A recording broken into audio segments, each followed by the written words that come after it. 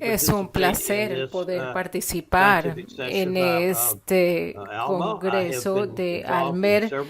Yo he participado en varios y con este tipo de iniciativas con las sociedades internacionales de fertilidad y Sergio y mis colegas y con toda la organización nos sentimos muy orgullosos y nos encanta poder estar aquí nuevamente. De hecho, se me ha dado un tema bastante complejo que son las causas genéticas de la falla ovariana prematura, lo cual es sinónimo con insuficiencia ovárica prematura, y el motivo es porque esto ha cambiado a lo largo de los años.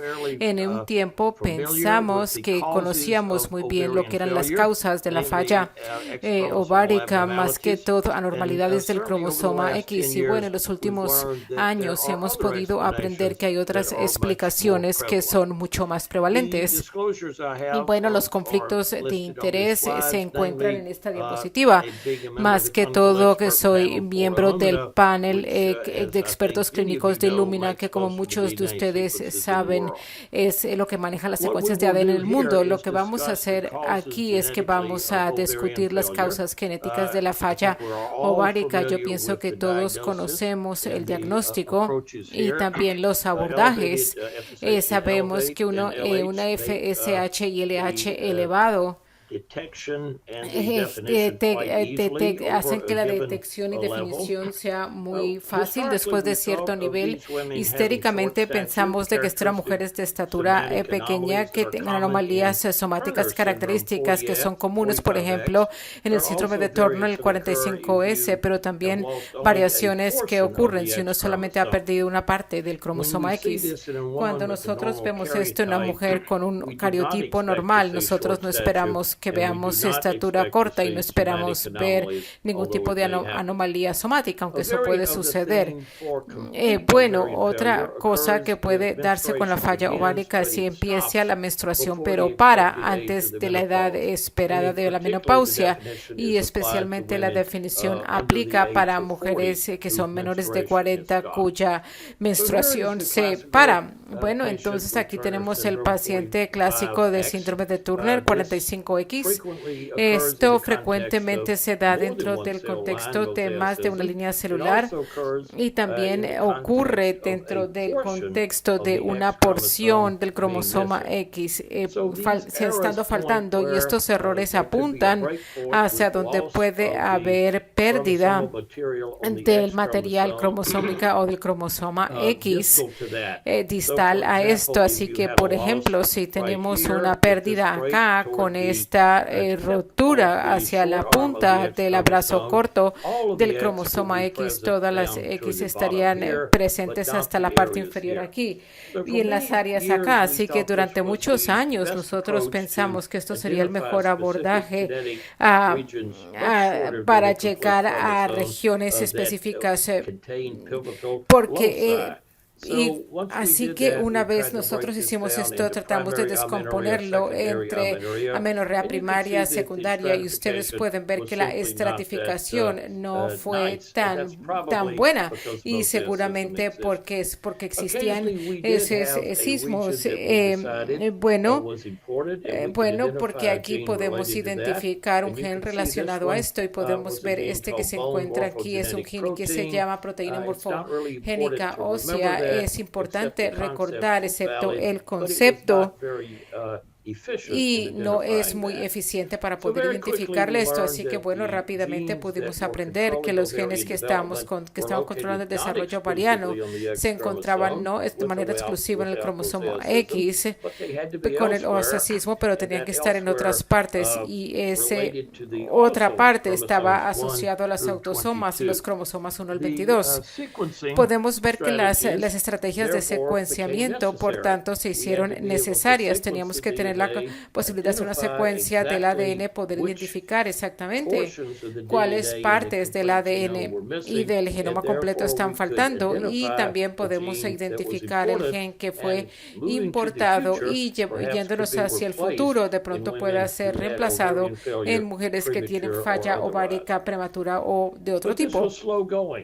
Pero esto fue muy lento y de hecho hasta hace 15 años nosotros tuvimos muy pocas situaciones en las cuales estábamos convencidos de que fuera un gen lo que causaba la falla ovárica prematura, que no solamente fuera el cromosoma X. Así que algo que sí sabíamos es un fenómeno que se dio en Finlandia. En Finlandia es muy común para que mujeres con el cariotipos normales 46XX tengan una falla ovárica prematura debido a un gen recesivo autosómico. Nosotros sabíamos esto por las estadísticas y habían muchos agregados, especialmente en la región de Finlandia. La tasa de consanguinidad era bastante alta y la proporción de mujeres afectadas en una familia era la tasa mendeliana del 25%. Así que esto de hecho estableció para que el doctor Inamaka en Helsinki fuera el primero que nos pudiera mostrar y poder descubrir lo que son un gen autosómico que fuera responsable de una falla ovárica prematura. En este gen resultó estar en el receptor y respondía a la secreción pituitaria de AFSH. Así que todas las gonadotropinas y todas las hormonas en general tienen que tener un receptor para que a medida que circulan en el cuerpo pueden llegar al órgano objetivo en final, y en esa situación particular ellos puedan producir los productos que son necesarios. En esta situación en particular, en el componente extracelular de este receptor de proteína G, el receptor FSH, sí habían dos mutaciones missense que generaron una felina en vez de una adenina, y esto produjo lo que sería la falla ovárica que se conoció a nivel clínico. Bueno, sin embargo, resultó que esto era muy raro. Era común en Finlandia, pero casi en ninguna otra parte. Y de hecho, es un caso reportable, este defecto, en otro país que no sea Finlandia. Esto pudo demostrar la prueba de concepto, pero no era una situación común que pudiera haber existido.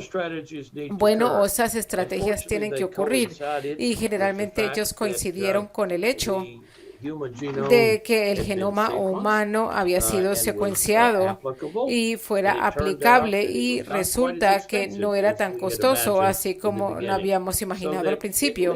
Así que por lo menos en la parte última del último decenio de este siglo fue posible tomar una región de los cromosomas, secuenciar esa región y determinar si o no el ADN, los núcleos que estaban en esa área, eran lo que nosotros esperábamos, o si eran anormales, y si eran anormales, entonces si eran consistentemente observados en más de un individuo, indicando que esto de hecho puede ser la dimensión molecular X para esta condición. Entonces, bueno, una de las áreas que podemos ver acá podría ser de que si nosotros no encontramos una exposición para la falla ovárica, por una falla ovárica o de cualquiera, buscando las regiones hormonales tales como los receptores, las hormonas como tal y las enzimas involucradas en la biosíntesis de las hormonas, todos eran lógicas, pero no las encontramos mucho. Así que el próximo paso era poder ver estos genes causativos junto con el camino, junto a la embriogénesis, y tomaríamos tenemos ventaja acerca del hecho de que la secuencia de ADN tiene tecnologías que pueden ser focalizadas. Entonces, lo lógico sería poder ver nuestra biología. Todos nosotros sabemos que hay unas células primordiales que se originan en el epitelio del saco. No pensamos mucho y pues clínicamente no es un hecho clínico que podamos relacionar con los pacientes, pero sí podemos recordar que ellos migran hacia las diferentes gónadas y después las células primordiales llegan al risco gonadal en un área particular y todas las series de cascadas de secuencias se dan para poder producir lo que nosotros conocemos clínicamente, como puede ser un ovocito primario y secundario, los cuales se utilizan evidentemente en la vida y también en la fertilización in vitro. Así que, bueno, unas cosas que mencionar antes de que nosotros nos vamos de la embriología y hablamos acerca de las implicaciones clínicas. La gónada indiferente se desarrolla alrededor del óvulo para poder en los días 50-51 y el equivalente del gen Y, del cual hablamos mucho, que ese es el FOXL2.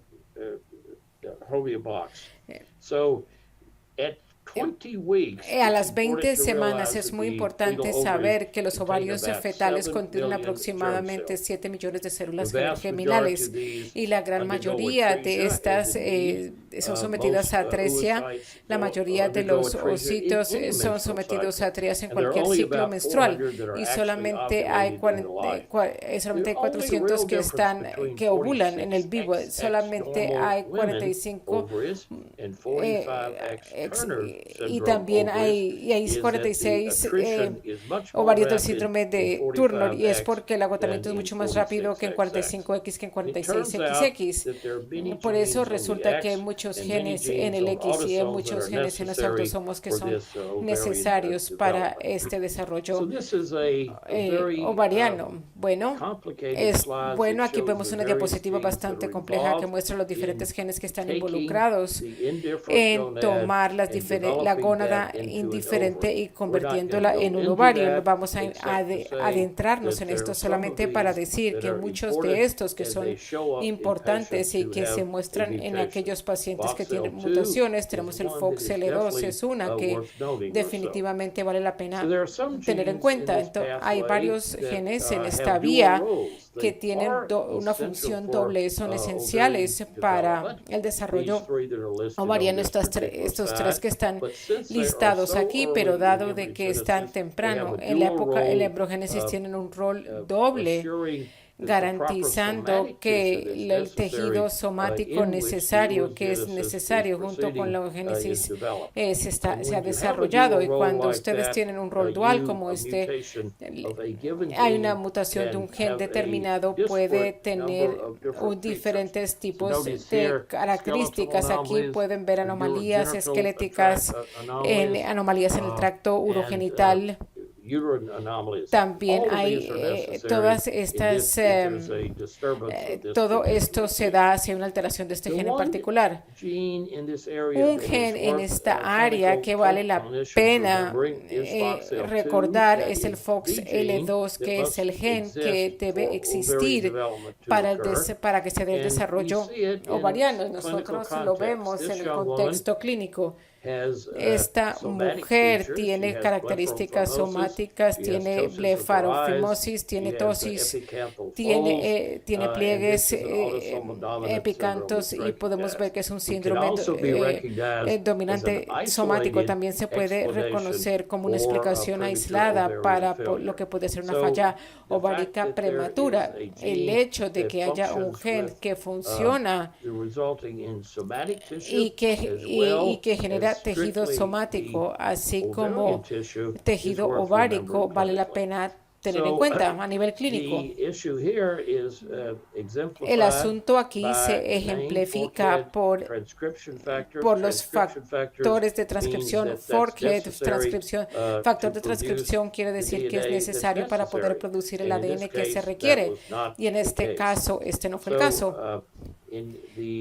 Bueno, en el gen se expresa en los alelos, así como los ositos, y por qué no sabemos.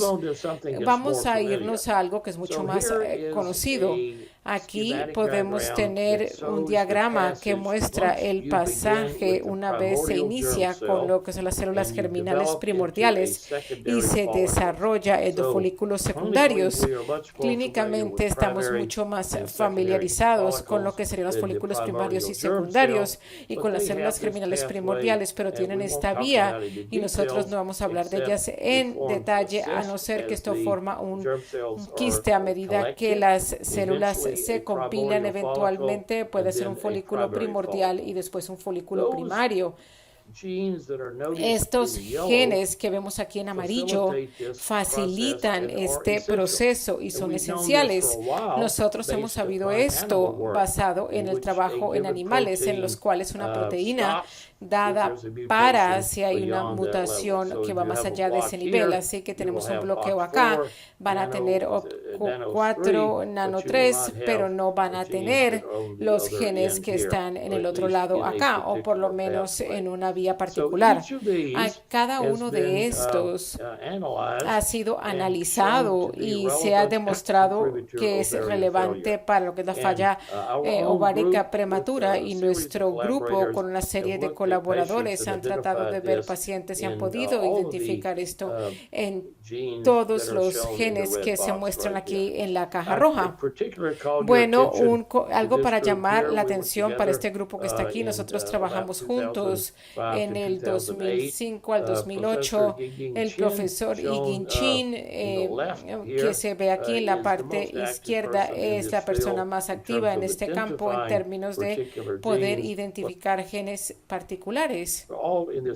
Pero todos en este grupo han contribuido de una manera u otra, pero bueno, esto aquí, pero bueno, él estuvo con nosotros el año pasado y sigue siendo muy activo y también da charlas alrededor del mundo.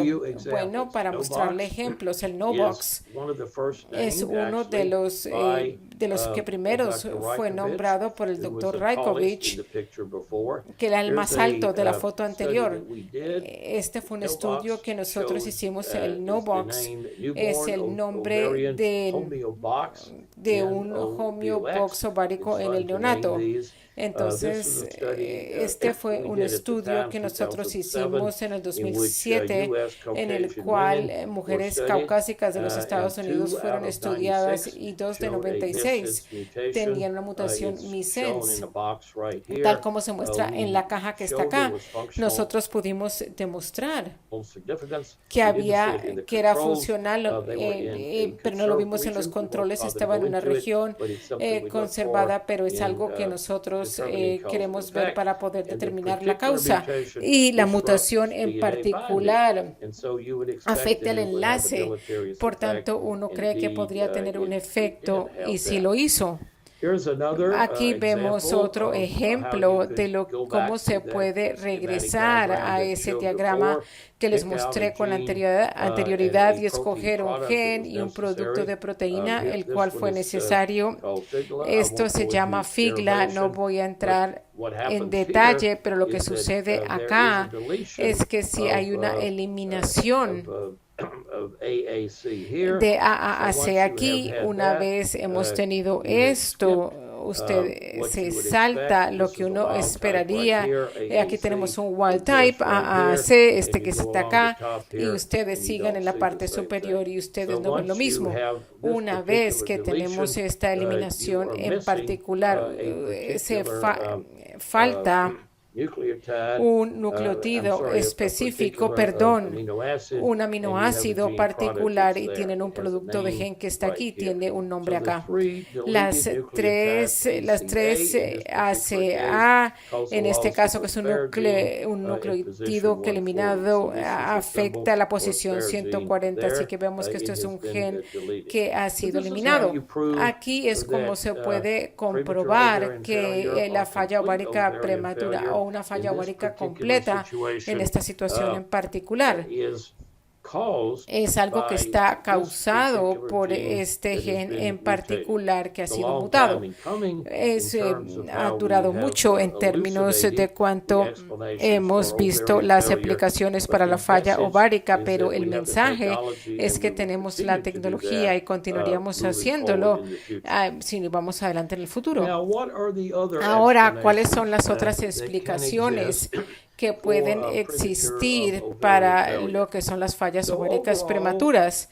En general, podemos empezar recordando que hay un gran número de ositos, que hay 7 millones a 20 semanas, tal como hemos mencionado, y que estos 7 millones de ositos deben quedar reducidos a unos cientos que pueden ser ovulados de manera clínica, pero la certeza de que tenemos por lo menos el número óptimo que tenemos requiere un factor de transcripción, y aquí hemos podido identificar y nos hemos podido dar cuenta, hemos identificado unos ejemplos como el NoVox y el Figlo, pero hay otros también, como hemos podido ver. El segundo es que se incrementa la eliminación comparado con lo que es normal. Hablábamos de cómo el 7 millones se quedaban 400 o 500 y 46XX, así que sí es normal que se eliminen unos cuantos. En otras partes del síndrome de Turner, lo que ocurre es que el nivel de eliminación se da una tasa mucho más rápida. Es el mismo fenómeno de reducir los números de ositos, pero se da de manera mucho más rápida. Las otras 3 áreas son nuevas y no hemos pensado acerca de estas mucho en términos de obstetricia y ginecología, en términos de la explicación para la falta de un complemento completo de ositos. Y bueno, el motivo para esto es que nosotros esperábamos que los genes involucrados eran aquellos importantes para nosotros, como hormonas y FSH o receptores FSH. Resulta que hay una minoría y solamente cuentan del 10 al 15%. Los genes que nosotros hemos descubierto con mayor frecuencia han sido aquellos que son necesarios para la segregación cromosómica, para la reparación del ADN y como tal un complemento de un síndrome pleutrópico, que es uno en los cuales hay múltiples copias en múltiples sistemas orgánicos. Es algo que es el resultado de una mutación única que se puede dar.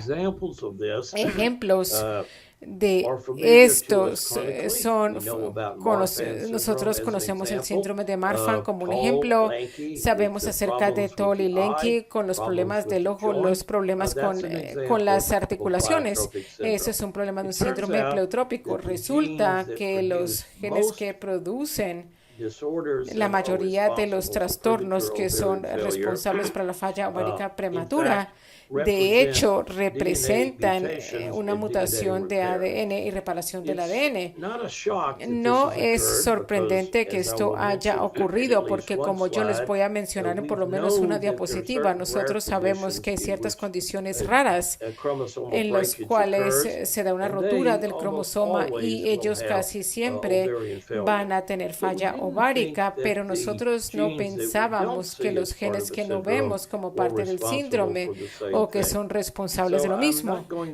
Bueno, yo no voy a entrar en detalle acerca de lo que nosotros sabemos que puede ser 50 genes diferentes que están lidiando con la segregación cromosómica, la reparación del ADN o que son parte de un síndrome. Yo simplemente les voy a mostrar varias diapositivas que ilustran este componente para que ustedes puedan conocerlo. Nuevamente retomemos por qué estos genes, estas segregaciones de la reparación del ADN, por qué son tan necesarios en el desarrollo ovárico y para poder garantizar que esto sea apropiado. Bueno, hay muchas células germinales que se han replicado, tal como lo hemos mencionado varias veces. y llevan en el limbo muchas décadas mientras están esperando ser utilizadas más adelante. Varias décadas. Sí van a haber requisitos para que se repare el ADN, dado que el daño externo a las células germinales va a ocurrir y tienen que ser reparadas o si no, no van a persistir. Y bueno, además, vemos que la traición es algo que también tiene que ser controlada. Si vemos que no hay puntos de verificación y no hay proceso para que esto se dé, no va a producir los números adecuados de eugonia en el periodo adecuado de tiempo. Además de esto, una vez que la fertilización se da, en la fertilización o con la concepción natural, muy rápidamente el embrión tiene que ser la capacidad de tener un gran número de células durante un tiempo de tiempo. Piense que un cigoto de una célula a los blastocitos, donde más de 100 células en simplemente en un periodo de 6 días o algo así. Les voy a mostrar varias diapositivas. No voy a entrar en detalle. En algunas de ellas, el Dr. Chan ha escrito artículos de revisión sobre este tema. Yo he escrito artículos de revisión. Todo lo que necesitan es verlo si les interesa o tienen que hacer su propia investigación en Google utilizando los símbolos del gen que vemos aquí. Usted le da en Google lo puede encontrar. Hay series de trastornos que son muy importantes para poder ver la división celular, obviamente la mitosis, obviamente la meiosis, los cuales reduce el número de cromosomas de 46 a 23. Estos deben ser perfectamente preparadas en el tiempo adecuado para el proceso de la división celular se dé, especialmente la mitosis, el cual tiene que continuar y para que haya más eficiencia. La heliocasa es un concepto muy importante que es necesario para la meiosis 1. No tenemos que profundizar más allá de decir que una mutación produce falla ovárica. También podemos ver lo que sucede cuando los cromosomas necesitan unirse y después someterse a la recombinación para poder persistir y para poder estar juntos hasta que estén sometidos a la división celular en un periodo de tiempo adecuado para poder garantizar que hay un número adecuado de descendentes para que cada división celular se dé 46 en el caso de la mitosis y claro 23 en el caso de la meiosis. Bueno. Y también es muy importante, tal como hemos mencionado, es que tiene que haber señales que decidan cuándo se puede continuar con la división celular. Tiene que ser con la velocidad adecuada. El concepto no es preocuparse acerca de los detalles, es darse cuenta de que como médicos la falla ovárica es algo que va a ocurrir por fallas en las células germinales y no pueden estar sometidos a la división tal como se esperaba. Aquí tenemos otro conjunto de genes que están asociados. Estos están asociados con la reparación del ADN. Nosotros sabemos muchísimo acerca de los genes de la reparación del ADN porque ellos producen cáncer. Sea ginecológicos, tenemos un rol de BRCA1 y 2. No con el CA de mama que puede producir problemas. Hay otras situaciones también y muchos de estos sí tienen una relación con lo que pueda ser el cáncer. Por ejemplo, varios de estos que están aquí, podemos verlos acá. Simplemente piensen en que esta mutación no necesita saber nada acerca de ella. Simplemente que está muy relacionada con la necesidad de poder tener una reparación del ADN adecuada. El TP63 es otro buen ejemplo. Y el punto de todo esto no es recordarse el nombre a no ser que usted esté tratando de tener un PhD en esta área porque no va a ser esencial. pero el hecho de que sí necesitamos pensar más allá de las hormonas y pensar más allá de los receptores para las hormonas acerca de lo que puede causar defectos en la reparación del ADN que reduce el número de ogonitos que están allá. Y eso es lo que va a pasar con muchos pacientes de nuestro futuro en términos de que van a tener una oogonia efectiva. Vemos otro buen ejemplo. Yo ya les mostré que habíamos sospechado esto, pero vemos que todos los genes en esta diapositiva están asociados con la rotura de los cromosomas. Y si estos niños, porque estos son niños en este caso, tienen mutaciones en cualquiera de estos rasgos recesivos autosómicos, van a mostrar falla ovárica. Vemos que lo mismo aplica para las condiciones de envejecimiento prematuro como síndrome de Warner, síndrome de Rothman-Thompson, todos estos están asociados con falla ovárica por los motivos que ya hemos mencionado. Bueno, finalmente, esta vale la pena por su valor clínico en esta situación particular. Estos síndromes tienen un componente de falla ovárica prematura. Ya vimos la epicantis, la blefarotis, hay muchos otros que están acá. Por ejemplo, aquí podemos ver el externo. Esto es una condición donde obviamente tienen un componente farmacológico, pero también tienen falla ovárica. Vemos que el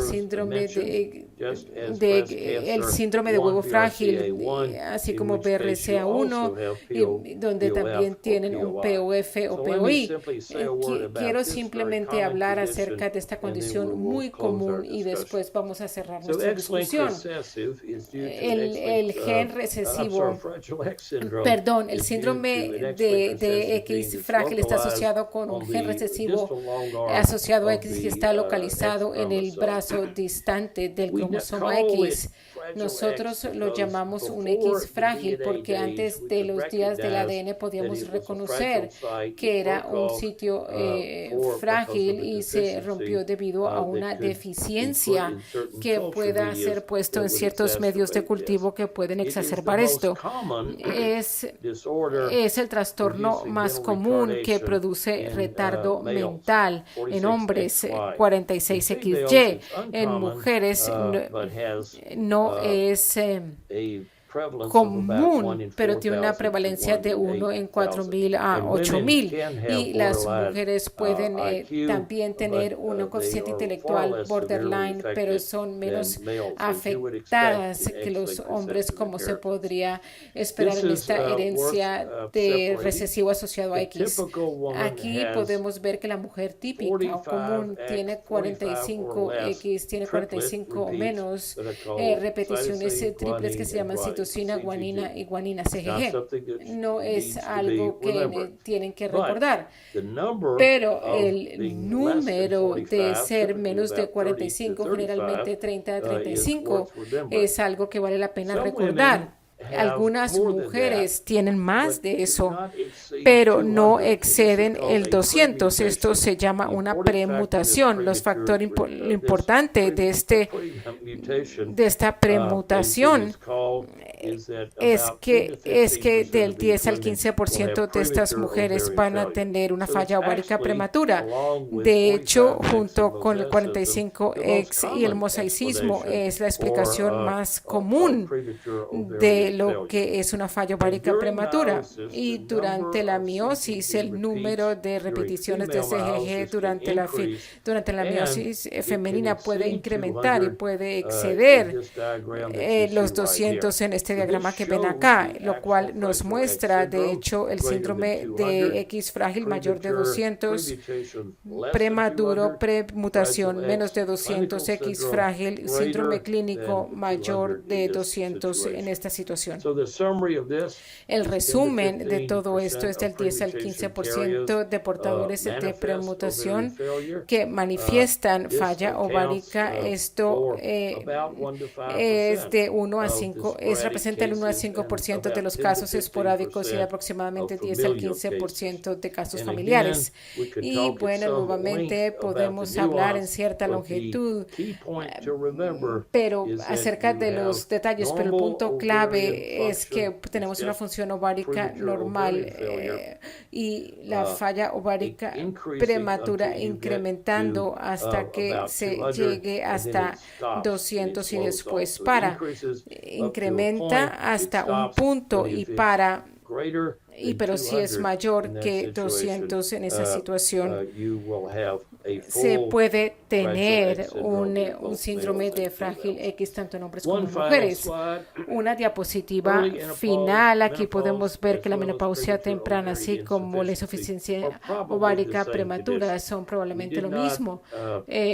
Nosotros nos imaginamos que eso podía suceder. De hecho, sabíamos que había una asociación, pero una vez ahora que tenemos los genes, podemos ver que en la misma familia, con las mismas mutaciones, algunas mujeres van a tener menopausia temprana, que quiere decir que para a los 45, mientras que otras, generalmente hermanas, generalmente hijos, van a parar la menstruación antes de los 40. Y nosotros podemos ver que la misma variante genética está presente para cada miembro de la familia en ese caso. Bueno, dos diapositivas mostrando lo que hemos dicho. Vemos que la falla ovárica prematura y la insuficiencia ovárica prematura, una se utiliza para designar el número de genes y la otra es lo que estamos acostumbrados en la ginecología clínica. Nuevamente, el número de los ocitos es mucho más alto en el útero, se desgastan a lo largo del tiempo y solamente unos cuantos cientos son ovulados. Esto tiene que ser un proceso controlado, así como la estimulación ovárica.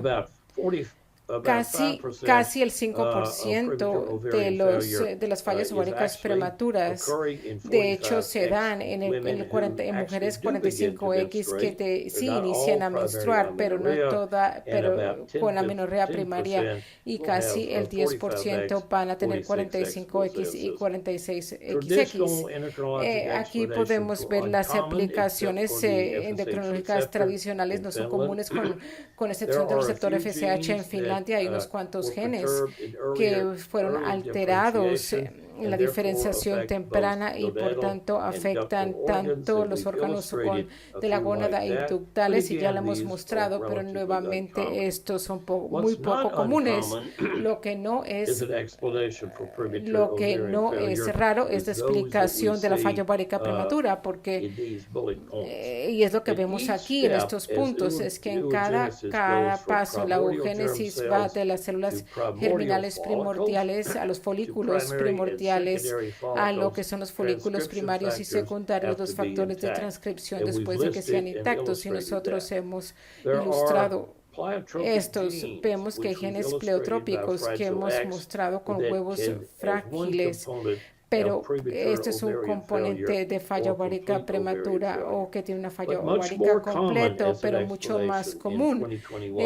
Para la explicación del 2021 es el hecho de que hay genes que producen errores en la segregación de los cromosomas. Aquí tenemos unos cuantos, pero también vemos que falla ovárica prematura. Podemos ver que hay genes que son característicos de defectos en la reparación del ADN y también van a hacer lo mismo.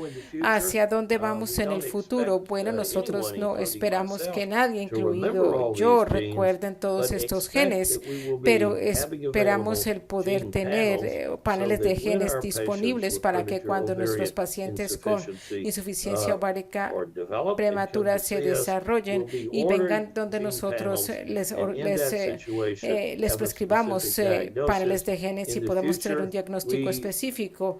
En el futuro nosotros podríamos esperar que vayan a haber terapias disponibles reemplazando el producto de gen faltando, porque eso generalmente es el camino camino que debemos tomar para todas las condiciones genéticas.